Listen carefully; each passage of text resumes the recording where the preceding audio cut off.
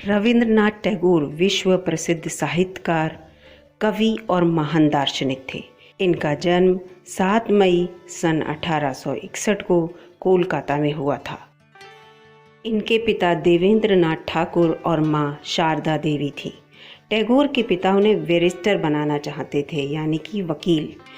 इसके लिए इनके पिता ने इन्हें 1878 में इंग्लैंड भेज दिया, परंतु रविंद्रनाथ टैगोर का मन बैरिस्टर की पढ़ाई में बिल्कुल नहीं लगा। वे पढ़ाई पूरी किए बिना ही 1880 में इंग्लैंड से भारत वापस आ गए। सन 1883 में इनका विवाह मृणालिनी देवी के साथ हुआ। बचपन से ही रविंद्रनाथ टैगोर की रुचि साहित्य में थी, इसीलिए महज 8 वर्ष की उम्र में इन्होंने पहली कविता लिखी। वे विलक्षण प्रतिभा के धनी थे, तभी तो 16 साल की उम्र में इन्होंने पहली लोक कथा भी लिखी। इन्होंने अपने पूरे जीवन काल में लगभग 2230 गीत लिखे।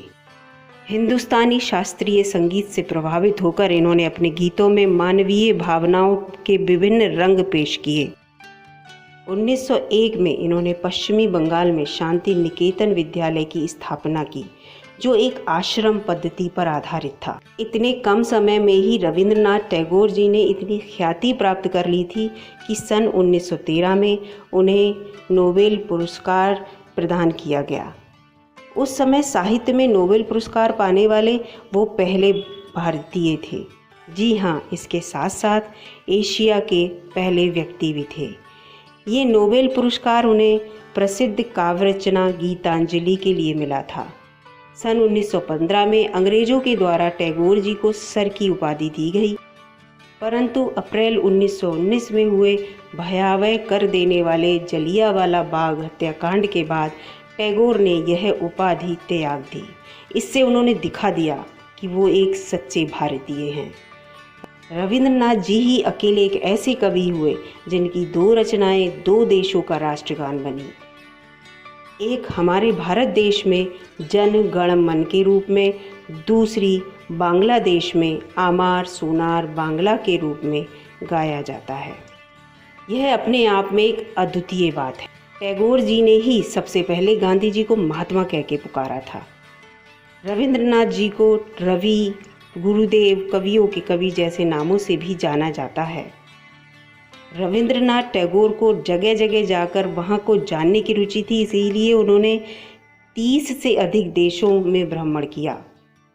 उनकी मृत्यु 7 अगस्त सन 1941 को कोलकाता में हुई थी। उन्होंने अपने पूरे जीवन काल को साहित्य, कला, संगीत का एक स्वर्ण काल बना दिया था।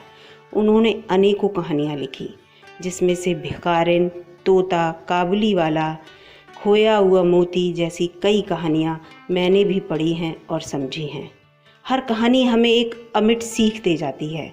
उनके द्वारा रचित एक कहानी इस समय मुझे याद आ रही है, फूल का मूल्य। इस कहानी को मैं अपने शब्दों में आपको सुनाती हूँ। शीत ऋतु का समय था। शीतकाल की प्रचंडता थी। पौधों पर पुष्प नहीं आ रहे थे। चारों तरफ वातावरण बड़ा उदास लग रहा था। तभी एक बगीचे के मध्य सरोवर में एक कमल का पुष्प खिला, जिसे देखकर माली बड़ा प्रसन्न होता है। माली का नाम सुदास है। वो फूल इतना सुंदर था कि सुदास उसे निहारता ही रहता था।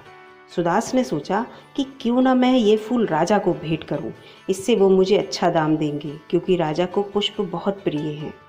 ऐसा सोचकर माली राजा के महल में जाता है और दरबान से राजा को मिलकर पुष्प देने की बात कहता है। दरबान राजमहल के अंदर जाता है। सुदास राजमहल के बाहर इंतजार करता है। बहुत देर तक राजा की ओर से उसे कोई बुलावा नहीं आता। तभी सुदास माली के पास एक सज्जन गुजरता है। वह माली के हाथ में फूल देखकर उससे फूल को बेचने को कहता है, परंतु वह यह कहकर मना कर देता है कि फूल उसे राजा को देना है। वह व्यक्ति फूल के बदले माली को स्वर्ण देने को तैयार हो जाता है और कहता है कि तुम तो यह फूल राजा को देना चाहते हो, परंतु मैं ये फूल राजाओं के राजा के चरणों में चढ़ाना चाहता हूँ। तभी माली राजी हो जाता है। उसके तुरंत बाद राजा अपने हाथ में सुंदर थाल लिए बाजू गाजों के साथ महल से बाहर आते हैं। वह माली के हाथ में सुंदर कमल का पुष्प देखकर उसे वो देने के लिए कहते हैं, परंतु माली ये कह देता है कि ये फूल तो मैंने सज्जन को बेच दिया। राजा दोगुना मूल देने को तैयार हो जाते हैं। फिर सज्जन उससे कहीं ज़्यादा मूल देने को तैयार हो जाते हैं।